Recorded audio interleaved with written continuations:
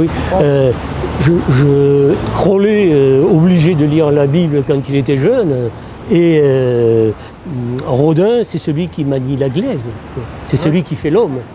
Et donc c'est aussi, en même temps, c'est celui qui donne le souffle. C'est le démiurge. C'est le démiurge. Le mec qui fait la porte de l'enfer aussi. Oui, exactement. Ça joue. Alors c'est la grande œuvre de Rodin. Voilà. Inachevable quelque part, Voilà. parce qu'il travaillera jusqu'à la fin de sa vie. Et puis évidemment, il y a une histoire de femme, comme toujours avec Crowley, puisque Crowley tombe amoureux de la meilleure élève de Rodin, Kathleen Bruce, qui était vraiment la meilleure élève de Rodin, au point que Rodin finit par appeler Kathleen Bruce « chère collègue ».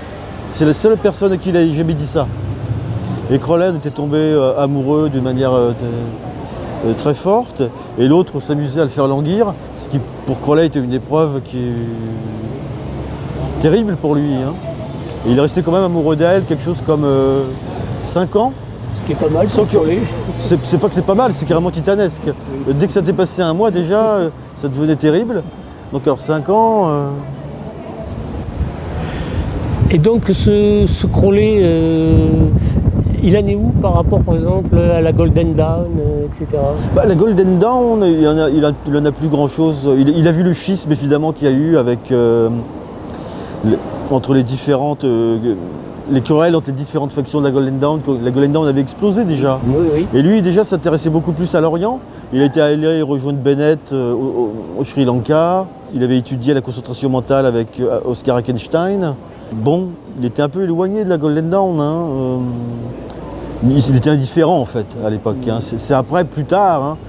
Après en 1904, il y a la révélation du livre de la loi.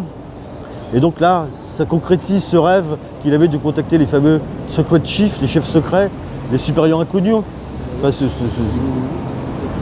mais ça ne suffit pas, hein. C'est vraiment en 1907 qu'il décide de fonder la Ha, sa société initiatique, basée sur les séphirotes, l'arbre de vie et les séphirotes, et qu'il lance sa luxueuse revue du The Equinox dans laquelle il va publier les enseignements de la Golden Dawn. Et là, il y a à nouveau un conflit avec MacGregor Mathers, l'ex-leader de la Golden Dawn, avec un procès en 1909.